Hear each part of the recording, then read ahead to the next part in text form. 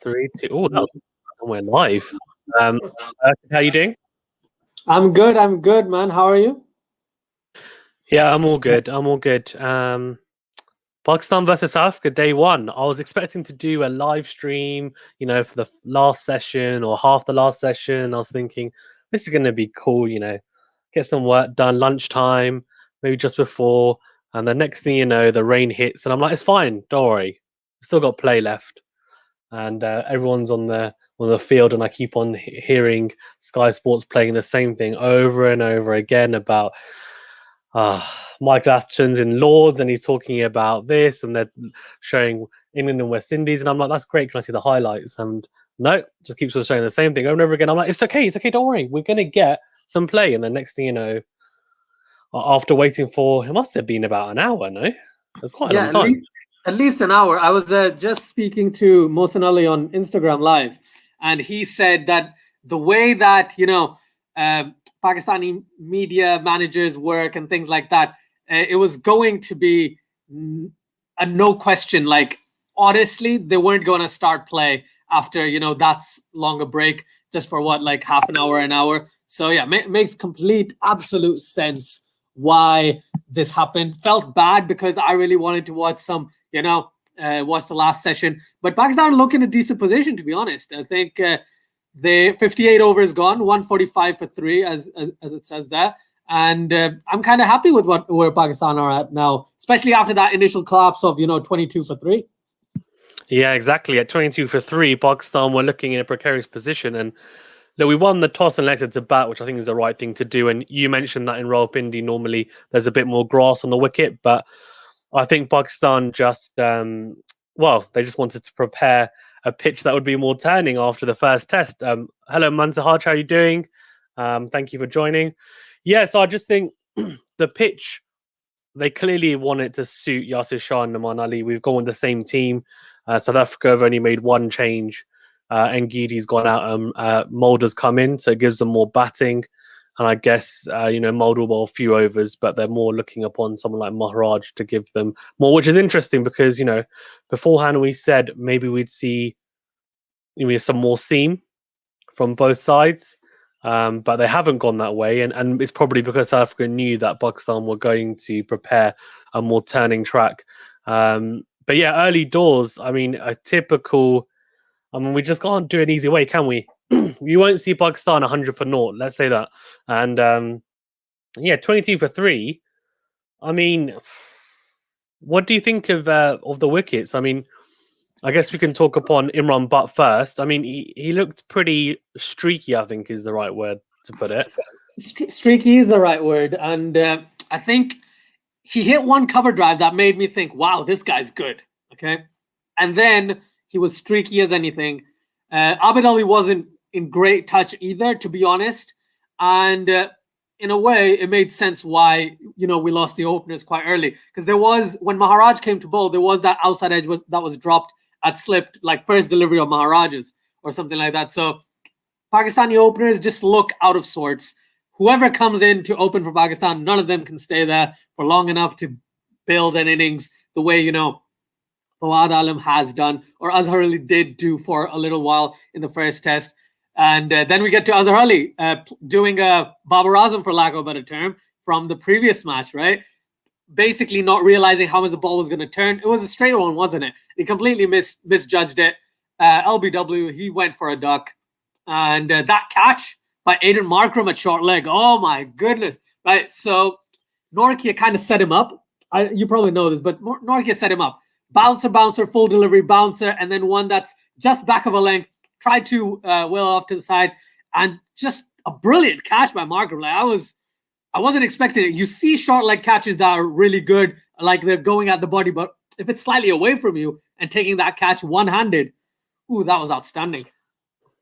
Yeah, it was. I think the seam bowlers early doors, they seem to have a little bit to work with, I thought. Rabada was getting a bit of swing movement through the air, and also Nortje got some late swing, a couple of deliveries that kind of, I think, squared up the batsmen, and they were a bit more watchful, I think. And it's interesting because the Pakistani batsmen, Abid Ali, you look here, 6 off 43.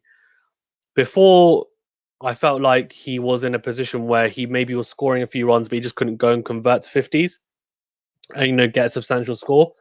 Now it kind of looks like he's delving into the possibility of he's just hitting terrible form, really. And Pakistan's decision not to drop Shah Masood could be potentially biting him in the butt because, and not because of Imran Butt, but just because it literally is. Asjad's like, wow, yeah. But I think Shah Masood is at home. His stats, from what I know, are very good, and he's clearly had a good domestic season. I think in at least the longer format and also the one day format. So I think it's a bizarre, not bizarre because he wasn't performing particularly well, but I think I would have liked to have seen him maybe have one more series because there's no Imam Haq and just play. And it kind of seems like it's holding true here because Abd Ali is really, really struggling for runs. And then Imran Butt is new into the side and he looks like he's a decent player, but it seems like there's a lot of pressure on him because Abd Ali isn't going to score any runs, basically. That's what it looks like. And Azhar Ali, as you said, got Babar Azamed a little bit. Just played the wrong line. And Maharaj seems to have that delivery that goes on with the arm, which is very effective. And I was quite impressed by him, actually.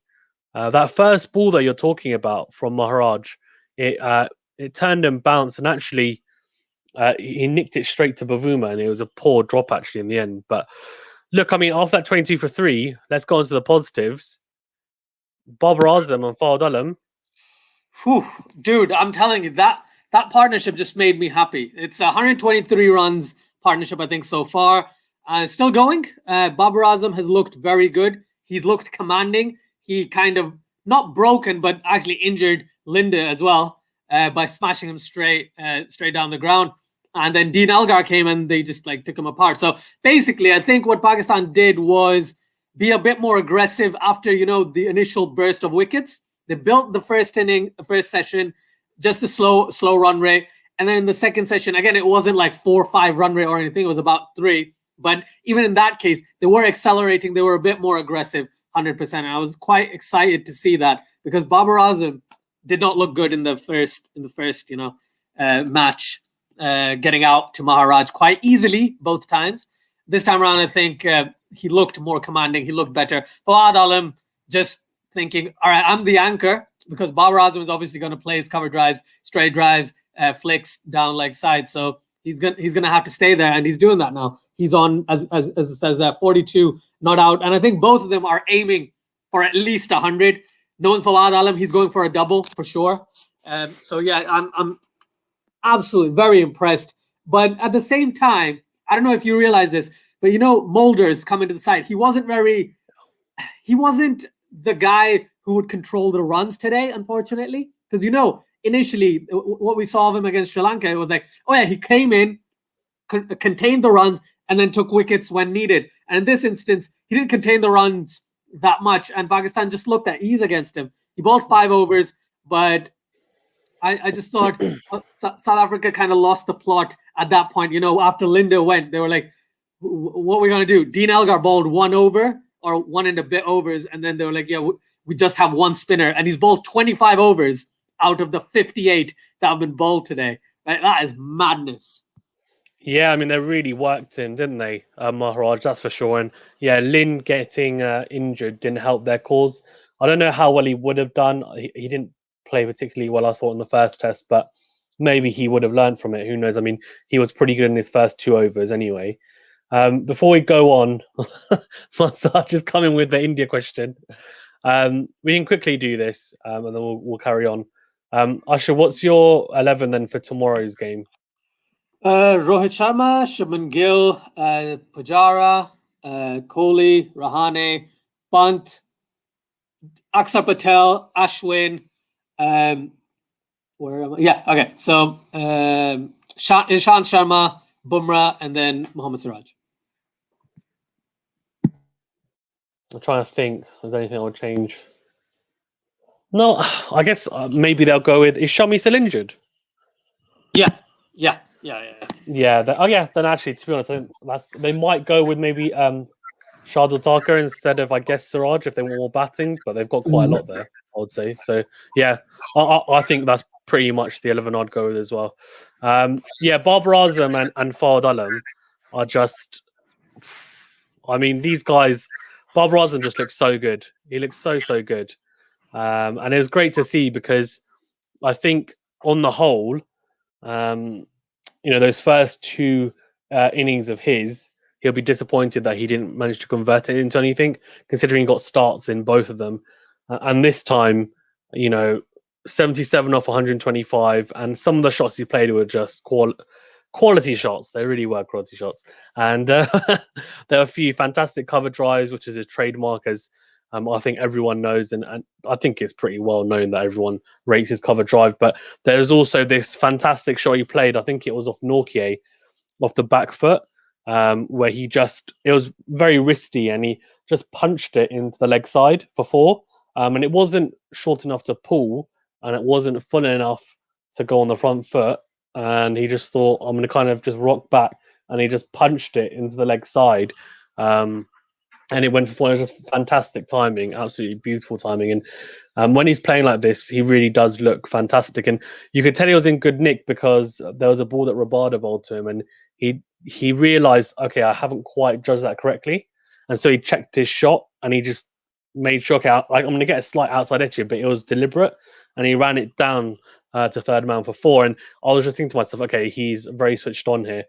So I was a little bit disappointed in a way that we didn't get more play, because I would have thought he would have got to his 100 by the end of the day, if I'm being honest with you. Because that's the kind of, he's going at a strike rate of 60. I'm just hoping that he stays switched on for tomorrow, because it's going to be a very vital passage of play, that first session. And I think a lot of credit needs to go to Fawad Alam, because even though he didn't look as good as Babar Azam, which I think is very hard to, he's so effective, super effective, 42 of 138. And there was a couple of fantastic drives from him as well. There was a cover drive that he hit, and also a straight drive off Norkie, just a punch down the ground, and absolutely everything was just timed to perfection with his drives as well. And I think he's more gritty, and he really did grit it out. But I was really impressed, I thought, with him, and they seem to complement each other quite well. So I'm hoping that both can go on. If both can get 100, then fantastic. We'll see. But that's kind of what I think Pakistan need to really get a foothold in the game. I know they've still got Mohammad Rizwan and Fahim Ashraf, and the tail did quite well last match as well, but you don't want to be relying on the tail. So, yeah, that's kind of my thoughts on it. What do you think in terms of day two? How do you think it's going to go? I think if Pakistan bat the way they have, Pakistan needs to post at least 450 or something like that. I'm not sure if they'll be able to, because South Africa are going to come back quite strong, in my opinion. But this is what I want. This is what I think should happen. Pakistan needs to go out, bat the first session similar to how they did today, not score too many runs, just stay out there, get used to the pitch again. And then both of these players need to try and get a big score for themselves, and then for Pakistan as well.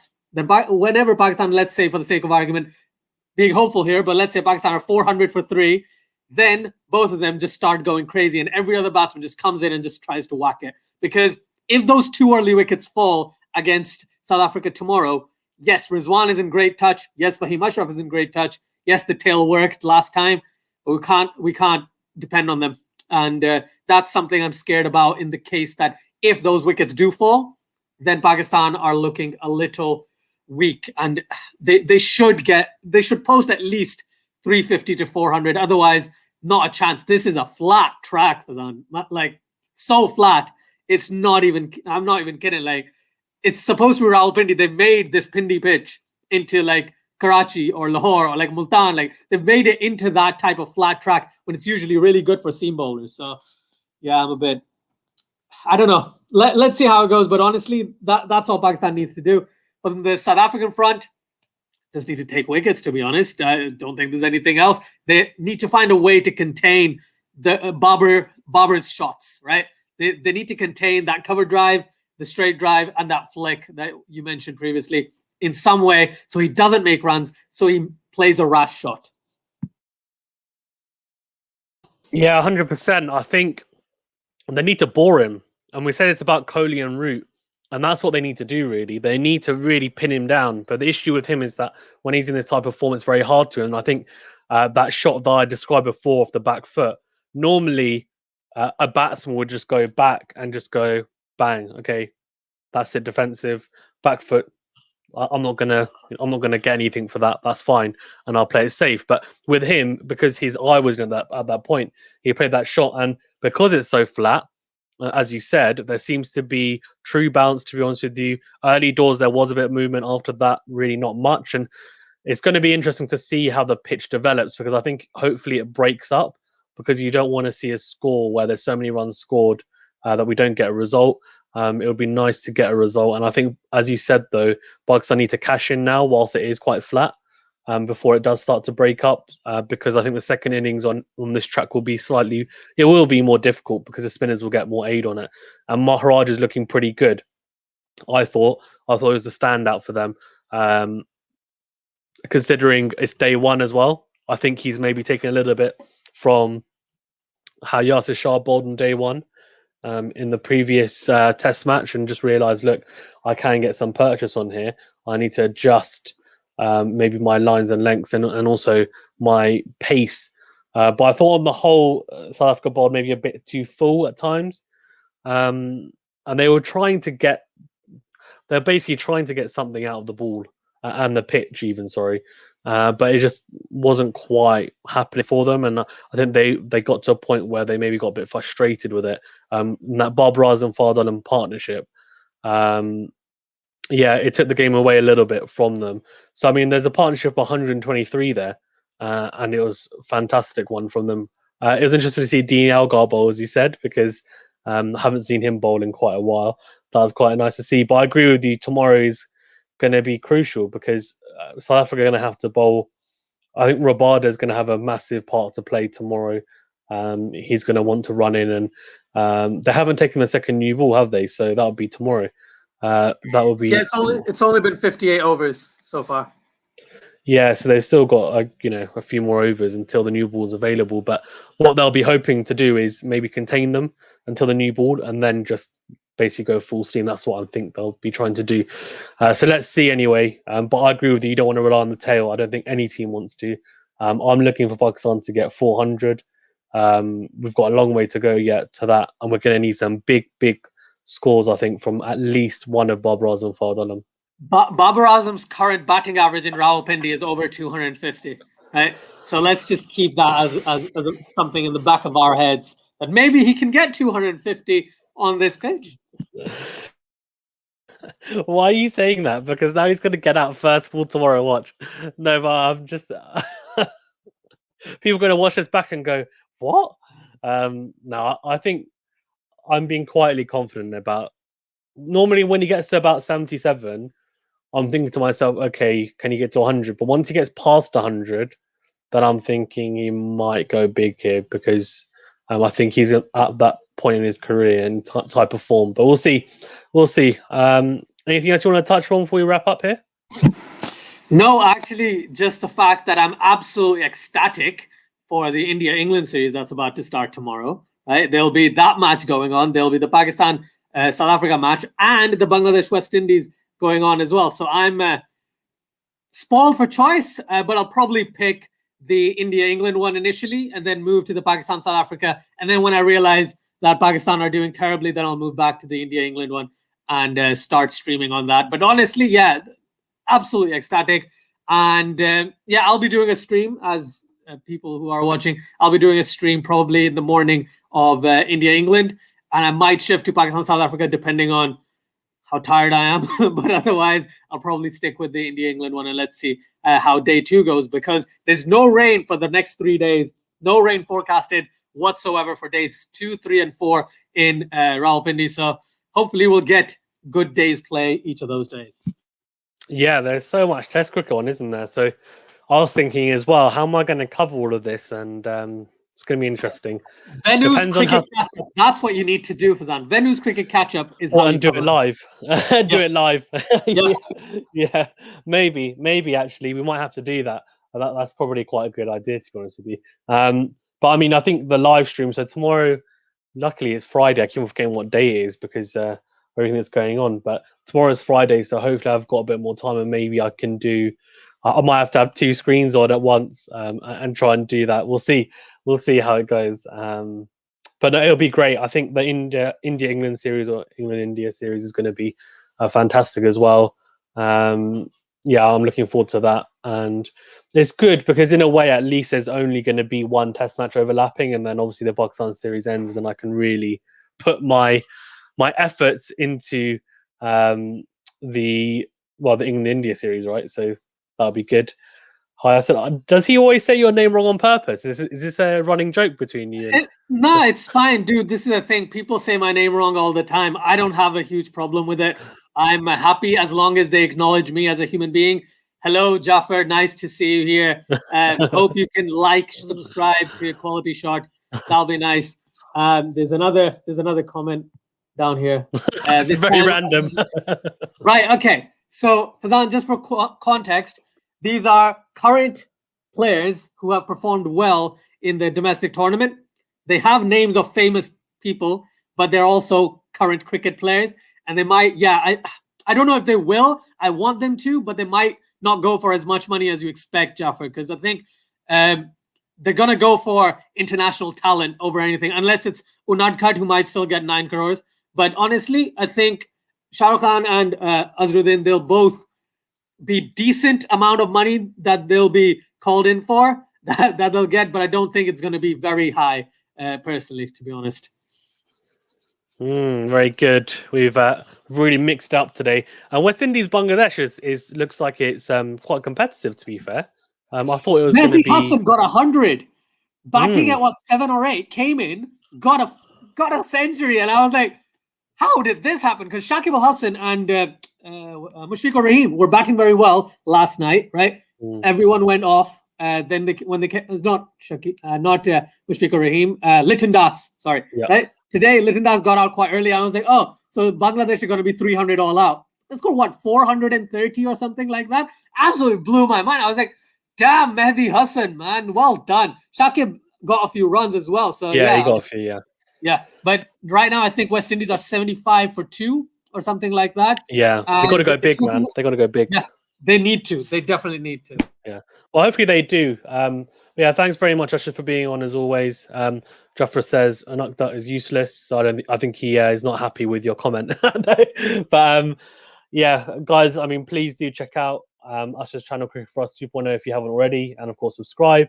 Please do like this video and comment as well. We're doing it live, but I'm doing it live because I thought if anyone does want to come and join, then please do. But it will also be a day review.